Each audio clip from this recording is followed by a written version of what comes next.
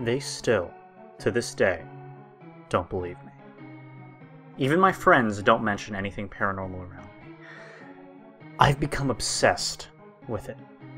I've been called confused, a liar, but every time I tell somebody about it, I forget more and more. I don't know why. Maybe it was because I was only 8. But I don't trust Disney anymore. It was Saturday afternoon. My mom just got back from a flea market and picked up a copy of the old Disney movie, Peter Pan. She was supposedly shopping for groceries, but she probably got distracted. This was one of the only times we all had the time to sit and watch a movie together. See, my mom's always out shopping, and I don't know what Dad's doing most of the time. My brother, Trevor, was there too, but he was always on his phone, Facebooking or doing some other crap. I was the only one excited to watch this movie. So, we all sat down on the living room floor. I put the movie in the VCR, the screen was a little fuzzy, but then the previews started rolling. It was just some old Disney movie previews, but then something a little peculiar happened. On the title screen, it had the roof of the house like in the original movie, but Wendy, John, Peter, and the dog were sleeping on the roof in the air. Well, ignoring it, we played the movie. It was the same as it would have been, until it came to the part where Peter's shadow came into the room. When it landed on the floor of the room, Wendy looked at it, as she does in the movie. Then the camera started to pan out to the sky. The most terrifying thing happened. As it panned out, you could hear Wendy's blood-curdling scream. My dad, panicking, went to the VCR and took out the tape as soon as it went wrong. He told us it was just glitching, and then told us to go to bed. Trevor and I, scared shitless, slowly went to bed. I slept on the bottom bunk, and he slept on the top. We both stayed up all night, too paranoid to go to sleep. About 3 hours after we laid down, Trevor was too tired to stay up, but I still could not go to sleep. Being only 8, I started to sing my favorite song, Day in the Life by the Beatles, to help me fall asleep. Soon enough, I did, but my dreams were filled with the horrific screams of Wendy and what Peter's shadow might have done to her. Morning came fast, and my mom and dad told Trevor and I to try and not tell anybody about the movie. As hard as it was, we didn't. When we were on our way home, we both thought we were being followed. We just ignored it, because we thought it was just the paranoia. We had a pretty normal afternoon.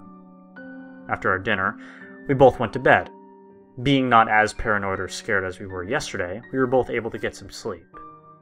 But then I woke up at about 12:30 a.m. I heard something.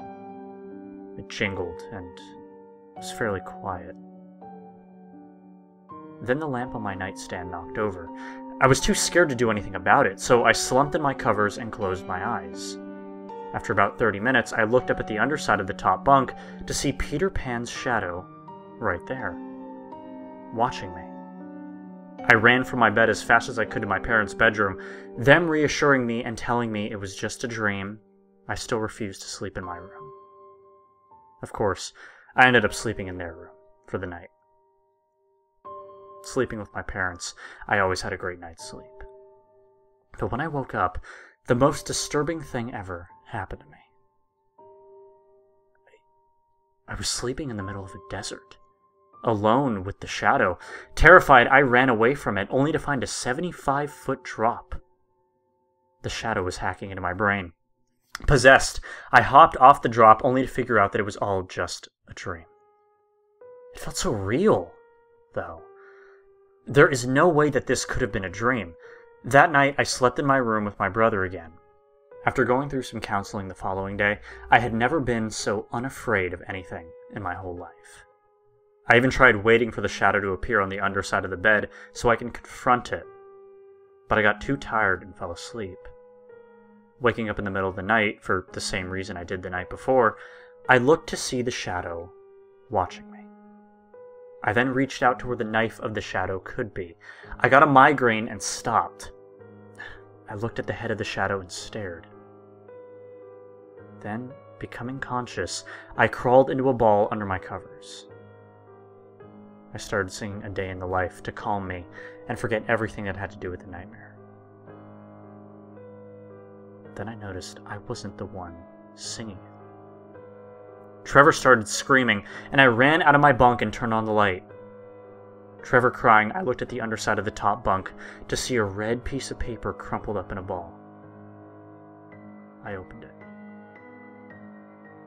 13.5/6 is what it said in curly letters. I don't know what this monster wanted, but I got it, because Trevor was never able to speak again. This was all based on a true story. For every story, there is exaggeration.